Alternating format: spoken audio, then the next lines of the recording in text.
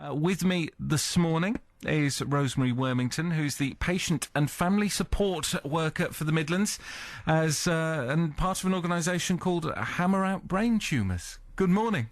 Good to see you. And Alan Dawson is proof that life goes on after a brain tumour as well. He's with us too. Morning, Alan. Thanks very much for coming in. Good morning. Rosemary, first of all then, so what does Hammer Out do? We support people affected by a brain tumour in any way. As you heard some of what Simon said, brain tumours are incredibly complex. There's over 100 different types. They affect people in different ways. Different people have different treatments. But some of the common things that most people experience when they are diagnosed with a brain tumour is, apart from the obvious clinical side of things, there's also all the sort of emotional and psychological things. You automatically lose your driving licence when you're diagnosed with a brain tumour. So instantly that's like somebody, having your right arm cut off. If you think about it, when you go down to have an operation to remove a part of your body, you know which part of your body you're going to come back without. With the brain tumour, it's slightly different because your brain operates everything about you, including your personality and your sort of almost like your soul, your psyche, really. Somebody goes down for an operation, they don't know necessarily exactly what it is that they're going to come back without. They may find, a loss of a limb, a loss of speech, a loss of thought. It could actually change their personality. I know two people who've divorced their husbands because of their change in behaviour, only to find out later that was due to a brain tumour. So there's all sorts of knock-on issues to do with being diagnosed with a brain tumour. So we as a charity try and support people out in community. We offer support groups, we offer information and guidance to people. There is a fair bit of support out there, but sometimes it's quite hard to find it. So we have conferences, we have access to counselling services, because a lot of people with brain tumours also have sort of psychological side effects. You can imagine having a brain tumour in your head. It's a bit like Russian roulette. You're never quite sure what's going to happen when, what it's going to affect. So we try to be there for people and point them in the right direction. It's very complicated, very confusing, all the things that sort of hit you after you've been diagnosed. Alan, what happened to you then? How did yours first present itself? Mine first presented itself years ago.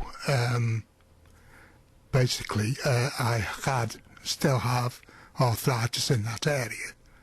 The doctors diagnosed the arthritis, didn't see the tumour. I spent years going around different areas in the hospital until I got into neurology, and that was the right place. As soon as I went in there, within 2 weeks, I had a scan. Job done, they found it. And one of the real problems organisations like yours, and because you've both been affected in your family as well, Rosemary, by brain tumour, it's just not, want of a better word, a sexy thing, is it? It doesn't get the money, from what I understand, that some other illnesses, some other conditions get. Yeah, it's amazing how the word cancer now is a fairly familiar word. Everybody's heard about it, lots of adverts on telly, all these sorts of things, which is fantastic. But unfortunately for those people with brain cancer, that still is one of those cancers that people don't like to talk about. And certainly when it comes to research, brain cancer is rare, but we get less than 1% of the national cancer research money goes into brain tumours. And when you consider the amount of people that die from brain cancer, particularly children, it's the biggest killer of children now.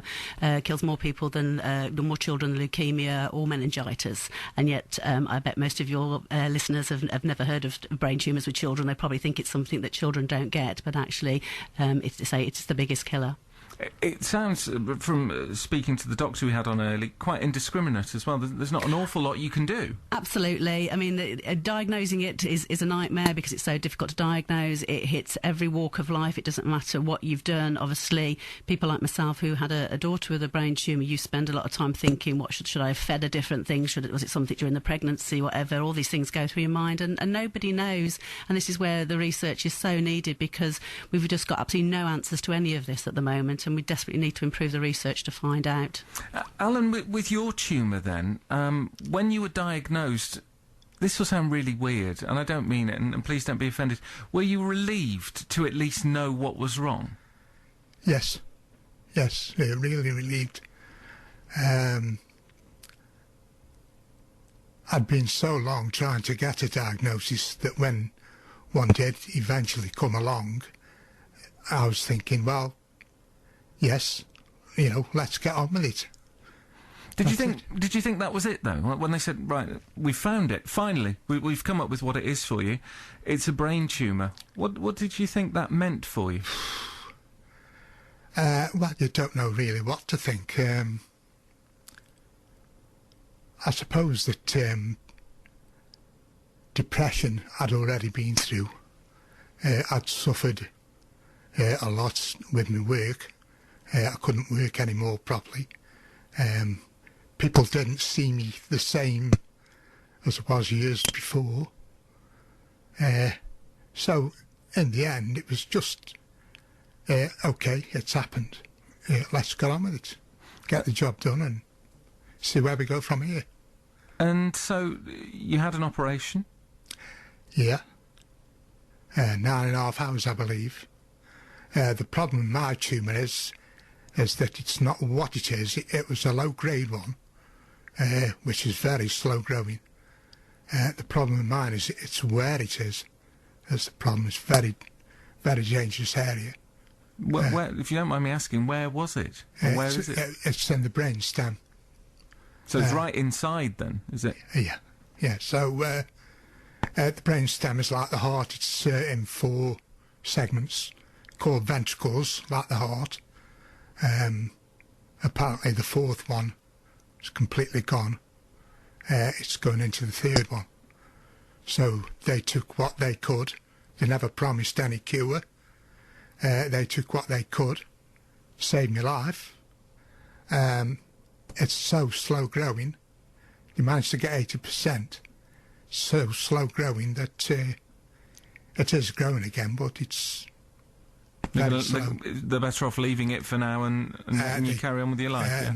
What they're saying is that anything, any sort of treatment is either too dangerous or unsuitable at the moment.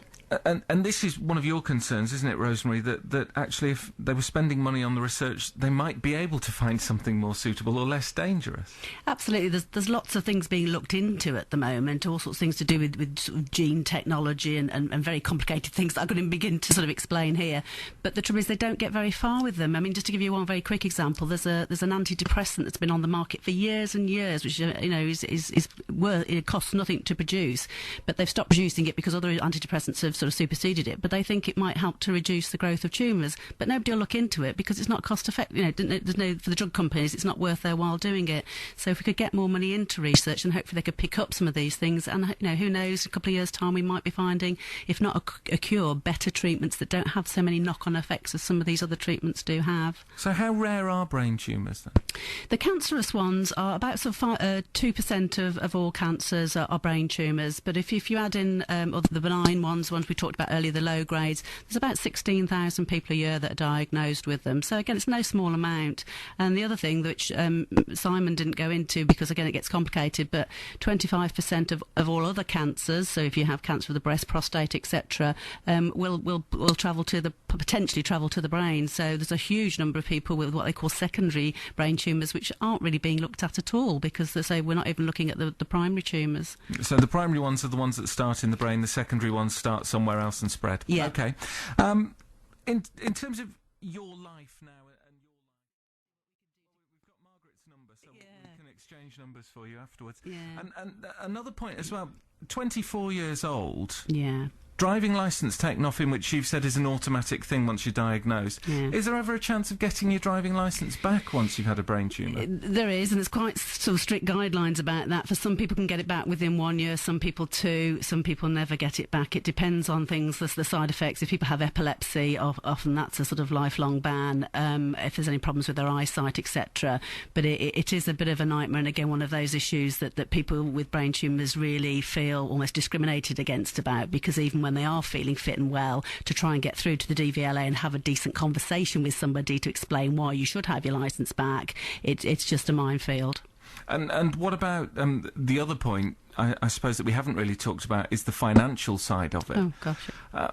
Are people entitled to benefits? Can you get signed off for, I don't know how it works, some kind of disability living allowance or something like that? I don't know. This is where, again, particularly with people with brain tumours, just fall between two stools, because you can get people who, you talk to and appear, to have no problems, but actually may have issues with memory, decision-making, all sorts of cognitive skills that have now gone. So whilst I was talking to a chap just yesterday who was a plumber, but he can't go back to work now because he can't guarantee the work that he does is going to be safe. So another chap who's a builder who's given up telling people that he's got a brain tumour because he won't get work. So you go along to the benefits people and they say, oh, well, you're fit to work. Well, yes, they may be fit to work, but can they get work? As soon as you tell somebody you've got a brain tumour, they don't want to know. This is where Hammer Out comes in. For people like Margaret and Margaret's grandson and anyone else who's listening who either individually or as a family have been affected by it, how can you help then? What kind of support is available? Range of different things. The support groups, which we have now sort of all the way up and down the M5, M6, from here in Stoke right down to Plymouth. There's the support meetings. People come along and get a lot of support and comfort from each other, talking through issues, sharing tips and hints, who's managed to get their driving licence back, how they did it, all that kind of stuff. We have a conference coming up shortly where we have a lot of leading clinicians come along, talk about all these different treatments and things that are changing. We have access to counsellors who can support people through particularly difficult times. We can offer information and signposting on to other agencies, and again, things like with benefits, we'll talk to you about the best way of approaching that, the right things to say on your forms to try and make sure you do get access to what you're supposed to. Loads of stuff. We've got all the details here. hammerout.co.uk is probably a good place to start. That's super. The website. Alan, lovely to see you. Thanks very much for coming in, and good luck with everything. And Rosemary as well. Thank you for talking to us on BBC Radio Stoke today. Thank you, Stuart.